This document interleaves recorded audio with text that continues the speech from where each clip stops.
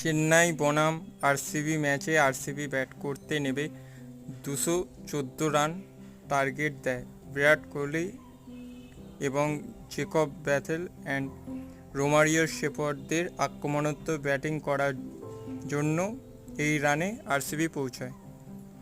Chennai bat করতে নেমে প্রথম দিকে ভালো ব্যাটিং শুরু করে আয়ুষ মাত্রে এবং রবীন্দ্র জাদেজার দুর্দান্ত ব্যাটিং পারফরমেন্সে চেন্নাই প্রায় জয়ের দিকে এগিয়ে যায়, কিন্তু অবশেষে জয় তাদের হাতছাড়া হয়ে যায়।